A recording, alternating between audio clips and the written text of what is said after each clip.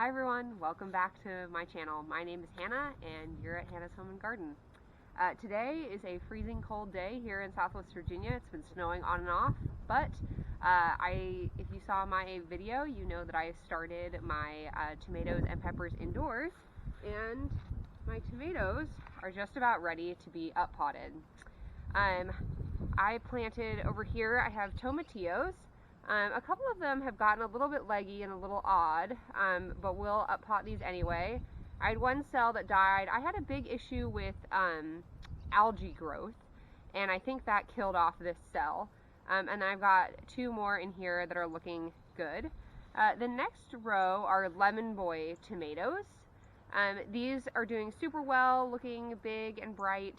I think I had 100% germination on these, and these are from Haas. The next one are the Container's Choice. These are also from Haas.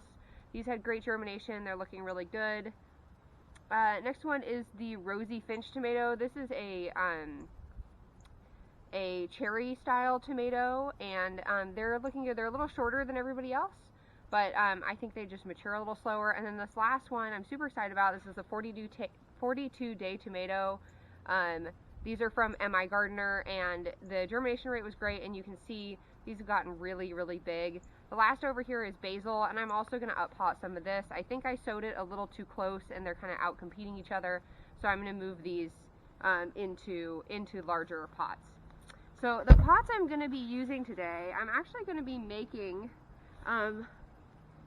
paper pots myself out of newspaper. They look like this, and I'll show you how I'm doing it. So you're just going to take a sheet of newspaper, and then I'm just tear it down the middle. Doesn't have to be perfect.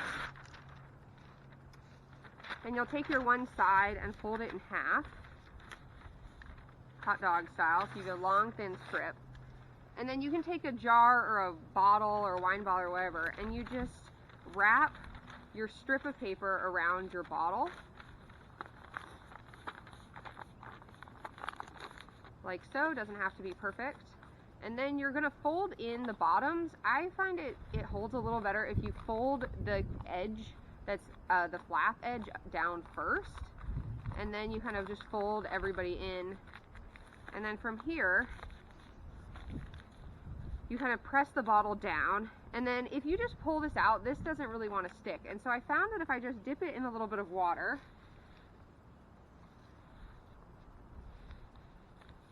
this will stay together much easier. So there you go, little paper pot. And these you can actually just plant straight in the ground. You don't need to remove these. You can just put them in, and the roots will grow through them as they decay. So I'm going to fill up my some little pots, and I'll be back to you when I'm separating out my tomato. Now that I've gotten all of my little paper pots made and filled with soil, I'm going to transplant my seedlings. So the first thing I'm going to do is kind of move the soil over, and then I'm going to put a little tiny bit of fertilizer in there, and then I'm going to put the little seedling in. I've got my little paper pots filled with soil, and I've wetted them all, and now I'm going to go through and pull out my little seedlings.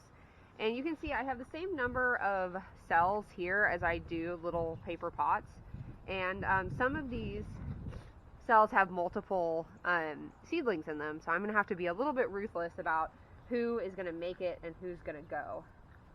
So I'm going to transplant 4 seedlings per type.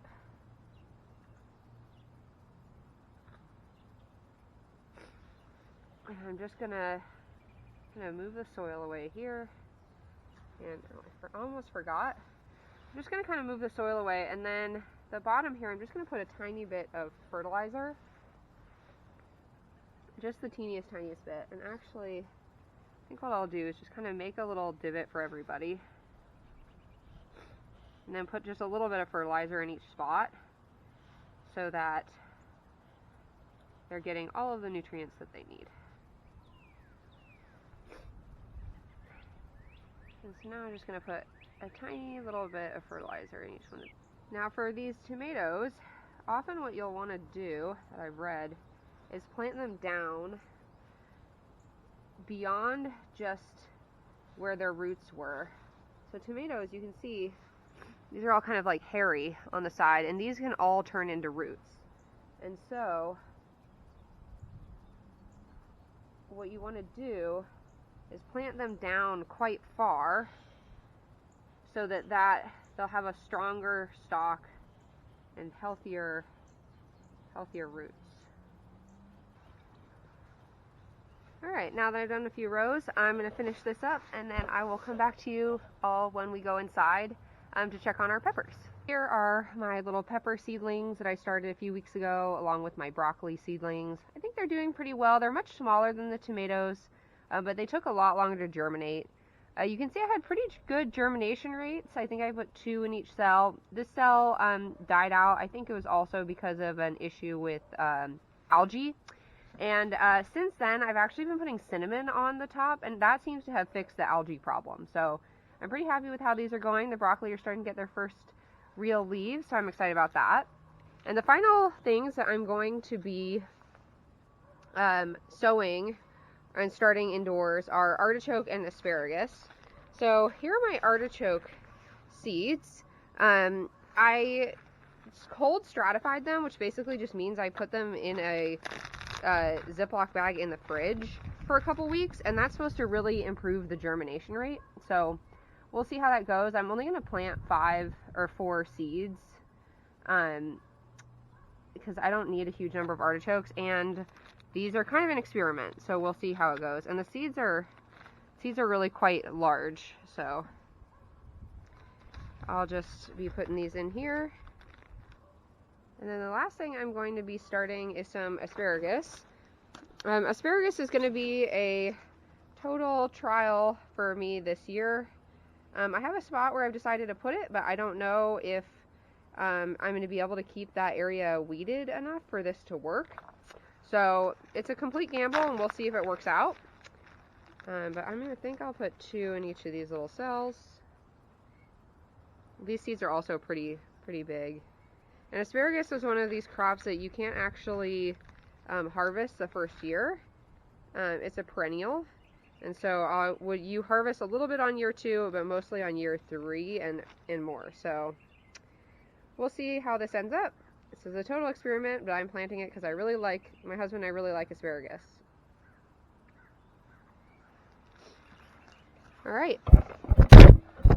I'm all done with my final indoor sowing for the year. My last frost date is in about 3 weeks, and so hopefully some of these little seedlings will pop up and I'll be able to plant them outside in the garden.